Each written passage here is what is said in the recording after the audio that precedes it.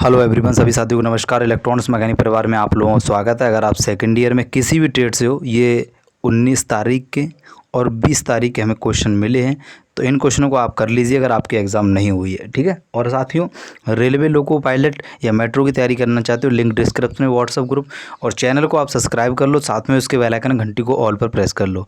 अगर आप ग्रुप में कहीं डिलीट हो जाता है, कुछ भी हो जाता है, तो आप चैनल को सब्सक्राइब करके रखोगे और बेल आइकन दबा के रखोगे, तो रेलवे लोको पायलट, मेट्रो की, इसरो, DRDO, ALP सबकी आपको हम नोटिफिकेशन मिलती रहेगी आपको वीडियो के माध्यम से। क्लासें बहुत जल्द आप लोगों के लिए रेलवे लोको पायलट की स्टार्ट करेंगे, ठीक है। तो ग्रुप ज्वाइन कर लीजिए, ठीक है। चलिए, और जितने भी क्वेश्चन मुझे भेजें, रचित, रोहित और सलमान और किसने भेजा था, अमित, ठीक है, चार पांच लोगों ने चार पांच लोगों ने भेजे थे क्वेश्चन, ठीक है। तो इनमें टिक लगे हुए, कोई दिक्कत नहीं, आप अपना रिवीजन कर लो और कुछ नहीं, ठीक है। चलिए, पहला क्वेश्चन एग्जाम में पूछा गया था, और आप साथ में कमेंट भी करते चलना, ठीक है, आंसर का, उससे आपका रिवीजन हो जाएगा। लंबाई तथा मूल लंबाई में परिवर्तन, जो लंबाई तथा मूल लंबाई में परिवर्तन का जो अनुपात होता है वो क्या कहलाता है? अगर आप एग्जाम में लिख करके आए होंगे रेखीय विकृति, तो 2 नंबर यहाँ से आपके क्लियर हो जाएंगे, जितने भी लोग ए आंसर करके आए होंगे, ठीक है। चलिए, नेक्स्ट क्वेश्चन देखते हैं क्या पूछा गया था। नेक्स्ट क्वेश्चन ये था, नेक्स्ट क्वेश्चन एग्जाम में पूछा गया था, पार्श्व विकृति और अनुदैर्ध्य विकृति के बीच का अनुपात क्या होता है? अगर आप एग्जाम में डी आंसर लगा के आए हो, पायसन अनुपात, यानी कि डी आंसर अगर करके आए होगे, तो 2 नंबर यहाँ से आपको क्लियर हो जाएंगे, ठीक है। कितने? 2 नंबर, अगर आप एग्जाम में करके आए होगे। आप रिवीजन कर लो अगर आपकी एग्ज़ाम नहीं हुई है। चलिए, आगे एग्जाम में पूछा गया था, ये लंबाई में परिवर्तन को व्यक्त करने के लिए किस प्रतीक का उपयोग किया था? डेल एल का प्रयोग किया था, बी ऑप्शन। अगर आप एग्जाम में बी ऑप्शन करके आए होगे तो आपको 2 नंबर यहाँ से मिलेंगे ही मिलेंगे, इस बात को आप ध्यान रखना सभी साथी, ठीक है। चलिए, नेक्स्ट देखते हैं क्या एग्जाम में क्वेश्चन पूछा गया था। ये क्वेश्चन एग्जाम में पूछा गया था, कह रहा था कि प्रतिबल का अनुपात कौन सा है? तो प्रतिबल का अनुपात हमेशा यार भार तथा क्षेत्रफल होता है। अगर आप एग्ज़ाम में ए ऑप्शन करके आए होगे तो 2 नंबर इसमें भी आपको मिलेंगे ही मिलेंगे, ठीक है। इसमें 18, 19, 20 में 3 शिफ्ट के इसमें क्वेश्चन ले लिए, ठीक है। चलिए, जिससे कि आपका कम से कम अगर 4 क्वेश्चन है, 4 दूनी 8, 4 क्वेश्चन आपके फंस जाएँ, ठीक है। चलिए, आगे देखते हैं एग्जाम में क्वेश्चन क्या पूछा गया था। एग्जाम में क्वेश्चन पूछा गया था, जो रिविट होती है, रिविट का कौन सा बल कार्य करता है? जो रिविट होती है उस पर जो कौन सा बल है? तो शेयर बल। बेडिंग बल काफ़ी लोग लगा के आए थे, ये वाला, तो ये क्या हो जाएगा? गलत हो जाएगा। सही आंसर इसका शेयर बल, शेयर बल, ठीक है। तो 2 नंबर यहाँ से आपको मिलेंगे, जो भी साथी इसका सी आंसर करके आए होंगे 2 नंबर आपको यहाँ से मिल ही जाएंगे, ये बात ध्यान रखना, ठीक है। आगे देखते हैं क्वेश्चन एग्जाम में पूछा गया था। एग्जाम में पूछा गया था प्रतिबल का प्रकार क्या है? तो प्रतिबल का हमेशा शेयर प्रतिबल होता है। तो यहाँ से आपका क्या हो जाएगा? यहाँ से आपका सी ऑप्शन सही है। जो भी साथी सी ऑप्शन लगा के आए होंगे 2 नंबर उनको यहाँ से मिलेंगे ही मिलेंगे, इस बात को ध्यान रखना है, ठीक है। चलिए, आगे देखते हैं क्या क्वेश्चन पूछा गया था। एग्जाम में क्वेश्चन पूछा गया था, वल्क गुणांक का सूत्र क्या है? तो वल्क गुणांक का सूत्र काफ़ी लोग मालूम क्या करके आए, सीधा सीधा उन्होंने लगाया, मालूम क्या? संपीड़ित प्रतिबल अपन संपीड़ित विकृति। तो ये क्या हो जाएगा? बी ऑप्शन तो इसका गलत, जितने भी लोग लगा के आए होंगे। इसका सही आंसर है वॉल्यूमेट्रिक स्ट्रेस अपन वॉल्यूमेट्रिक स्ट्रेन, यानी कि सी आंसर, जितने भी लोग लगा के आए होंगे सी आंसर वाले हमारे सभी साथी सही हो जाएंगे, जितने भी लोग सी आंसर लगा के आए होंगे। बहुत ही बढ़िया तरीके से यहाँ से आपके नंबर मिलते रहेंगे 2-2। कौन सा नियम बताता है कि प्लास्टिक सीमा के भीतर प्रतिबल सीधे विकृति के समानुपाती होता है? तो वो हमारा काफ़ी लोग डायरेक्ट एकदम बिना सोचे समझे ए ऑप्शन लगा के आगे। यार ये कौन सी बात हुई यार? मैं आपको इतनी वीडियो बनाई, प्लेलिस्ट बनी हुई है, कितनी वीडियो बनी है वर्कशॉप को, फिर भी आप गलत करके आ रहे हो, क्यों आ रहे हो? बी आंसर अगर आप करके आए थे तो यहाँ से जितने भी साथी 2 नंबर यहाँ से मिलेंगे ही मिलेंगे, ठीक है। चलिए, आगे देखते हैं क्वेश्चन एग्जाम में क्या पूछा गया था। ये देखिए,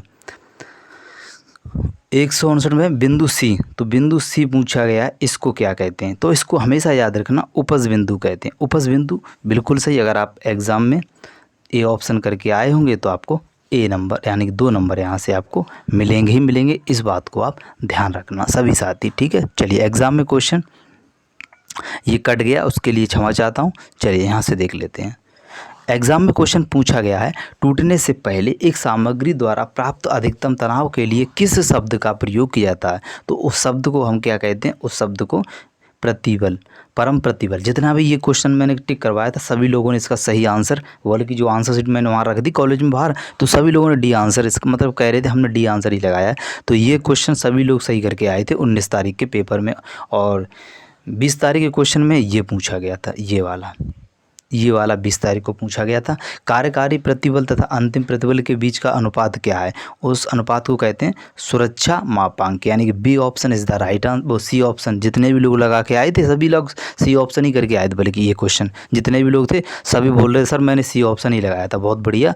और साथियों आप लोग भी ज़रूर, आगे आपकी एग्ज़ाम नहीं हुई या आज होने वाली है, जिन लोगों की कल होने वाली है, वो लोग इस वीडियो को जरूर देख लें। और अगर आपका कोई साथी ऐसा है कि कल एग्ज़ाम है तो उसको शेयर कर देना, ठीक है। उसके व्हाट्सअप जहाँ भी आप शेयर कर सको उसको शेयर कर देना है। चलिए आगे क्वेश्चन एग्जाम में पूछा गया था क्रैंक शाफ्ट का कौन सा बल कार्य करता है? जो हमारी क्रैंक शाफ्ट होती है ना उस पर जो बल तनावपूर्ण बल प्रतिबल करता है, कौन सा? तनावपूर्ण प्रतिबल करता है, यानी कि B option is the right answer. जितने भी लोग बी आंसर करके आए थे सभी लोग बी आंसर करके आए थे, सभी लोग प्रॉपर, ज़्यादातर एक दो लोगों ने नहीं, सभी लोगों ने इसका बी आंसर ही किया था। बहुत बढ़िया। आगे देखते हैं। आगे एग्जाम में क्वेश्चन पूछा गया था कर्तन प्रतिबल तथा कर्तन विकृति का अनुपात कहलाता है तो कठोरता मापांक कहलाता है। बिल्कुल सही। जितने भी लोग इसका बी आंसर करके आए थे सभी लोग बी आंसर ही लगा के आए थे, हालांकि ज़्यादातर देखा जाए तो 2 नंबर यहाँ से आपको मिलेंगे ही मिलेंगे, ठीक है। मैं वही क्वेश्चन आपको करा रहा हूँ जो एग्जाम में आए हैं, ठीक है। मैं इतनी मेहनत से आप लोगों के लिए कराता हूँ, मालूम कुछ लोग क्या करते हैं गलत फिर भी कमेंट कर देते हैं, अरे ये निमी से हैं। अरे भैया निमी के ही तो क्वेश्चन आ रहे हैं तो मैं बुक के कराऊँ क्या? पास हो जाओगे फिर, ये बात ध्यान रखना मेरी, ठीक है। चलिए आगे देखते हैं। और मैं आप लोगों से कहता हूँ सब्सक्राइब करने, तो इसलिए तो कहता हूँ यार, जब मैं इतनी मेहनत से आपके लिए करता हूँ चैनल को सब्सक्राइब तो कर ही सकते हो यार, साथ में जो उसके घंटी है उसको दबा दो, ठीक है। चलिए पदार्थ के अपने मूल आयाम तथा आयाम में परिवर्तन के बीच का अनुपात क्या है? प्रतिबल, विकृति, पायसन अनुपात, रुक्षा गुणांक। चलिए कमेंट करिए 164 का। हाँ भाई जो भी शांति इसका बी आंसर करके आए थे ये भी सही है। तो 2 नंबर यहाँ से भी आपको कितने, 2 नंबर आपको यहाँ से भी मिलेंगे ही मिलेंगे, इस बात को ध्यान रखना है, ठीक है। चलिए आगे देख लेते क्या पूछा गया था। अब ये क्वेश्चन टफ पूछ लिया गया था, टफ क्वेश्चन पूछा गया था ये, ठीक है।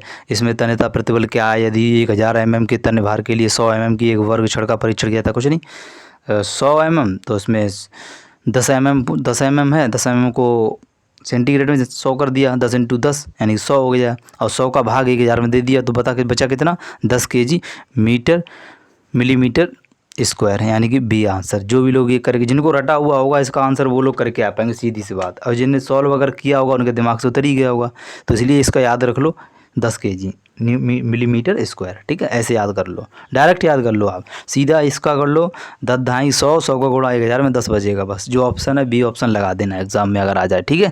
चलिए अब आपको इतना मैं समझाऊं तो अब नहीं हो पाएगा, ठीक है। चलिए बस दिमाग में बैठा लो अपने। तन्य विकृति क्या है? यदि मूल लंबाई 2800 mm है और पट्टी जो है 3.2 kN का बल लागू किया जाता है तो बार को 0.5 mm से बढ़ा दिया जाता है। क्वेश्चन नहीं, देखो इजी क्वेश्चन है कि 3 पॉइंट का, इसमें 3.2 का इसमें कोई मतलब महत्व नहीं है, सीधा 2800 का भाग देना 0.5 में बस, ठीक है। तो अपना दिमाग में बिठाना क्या, 1786, बस 1786 याद रख लेना, 1786 बस, बाकी आगे जीरो रे भूल जाओ। मैं ट्रिक बता रहा हूँ जैसे मैंने एग्ज़ाम दी थी 2019 में, ठीक है। मैं उसी हिसाब से आपको बता दे रहा हूँ, बाकी आप लोगों की इच्छा है यार एक्सप्लेन करने के लिए। जो लोग बोले एक्सप्लेन कर दो तो प्लेलिस्ट बनी हुई है, आप देख लो, वर्कशॉप कैलकुलस सेकेंड ईयर के नाम से बना दी है, ठीक है। बहुत वीडियो पड़ी है वहाँ पे एक्सप्लेन करके बताया। ये सिर्फ बता रहा हूँ एग्जाम में क्वेश्चन पूछे गए हैं 18, 19, 20 तारीख तक के। कौन सी प्रक्रिया संतुलन की स्थिति में पैदा करती है? एनलिंग और नॉर्मलाइजिंग। बिल्कुल सही। जितने लोग भी सी आंसर करके आए थे एग्जाम में सभी लोगों का सही था, जितने भी लोग सी आंसर करके आए थे सभी लोगों का माना गया था सही, ठीक है। चलिए आगे देख लेते हैं एग्जाम में क्या पूछा गया था। एग्जाम में क्वेश्चन पूछा गया था विकृति और प्रतिबल दूर करने के लिए ऊष्मा उपचार प्रक्रिया का नाम क्या है? तो उसका नाम एनलिंग है। बिल्कुल सही, यानी कि 2 नंबर यहाँ से भी क्लियर बी आंसर अगर करके आए होगे, ठीक है। अगर आपके एग्ज़ाम नहीं आई तो एग्ज़ाम में आ जाए तो एनलिंग लगाना है, ठीक है। चलिए और आप लोग अगर क्वेश्चन शेयर करना चाहते हो लिंक डिस्क्रिप्शन में है, उसी पे आप व्हाट्सअप शेयर करके मेरा नंबर ग्रुप एडमिन में निकाल के आप शेयर कर सकते हो, ठीक है। ऊष्मा उपचार के विभिन्न चरण क्या हैं? तो ऊष्मा उपचार के विभिन्न चरण जो है, एक तो हीटिंग है, शॉकिंग है और बुझाना समन मतलब आग, ठीक है। सी ऑप्शन बिल्कुल सही था जो भी लोग करके आए थे। आगे देखते हैं। आगे हमारा क्वेश्चन एग्जाम में पूछा गया था टेम्परिंग की प्रक्रिया करते समय 250 डिग्री सेल्सियस तक गर्म होने पर धातु का जो रंग होता है वो भूरा पड़ जाता है। कैसा पड़ जाता है? भूरा। इधर ध्यान रखना, 110% आपके एग्जाम में क्वेश्चन देखने को मिल ही सकता है, इस बात इसको स्किप नहीं करना, ठीक है। चलिए तो आगे देख लेते हैं।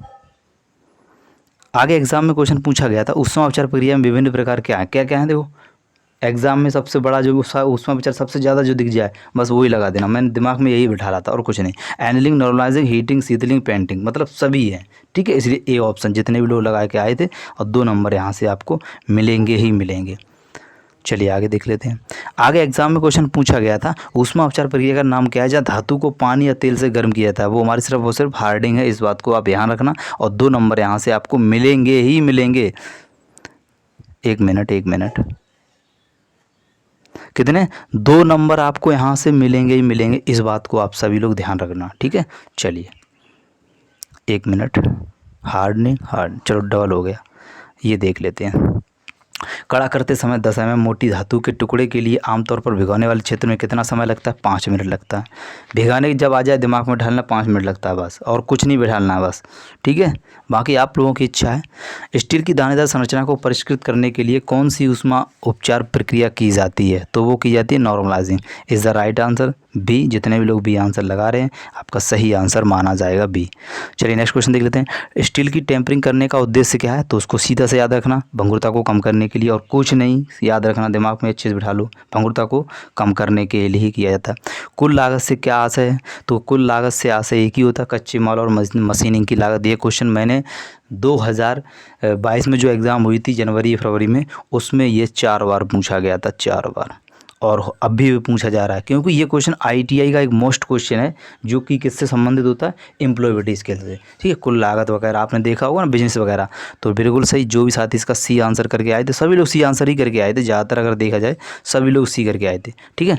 चलिए तो दोस्तों जितने भी क्वेश्चन थे मैंने आपको करवा दिए, और आज के एग्ज़ाम में जो क्वेश्चन पूछे जाएंगे वो हम कल डिस्कस कर लेंगे, या हम इवनिंग में डिस्कस कर लेंगे, आप लोगों से प्रॉमिस करता हूँ, ठीक है। तो इस वीडियो को शेयर कर दो। Thank you for watching. जय हिंद, जय भारत। मिलते हैं नेक्स्ट वीडियो में।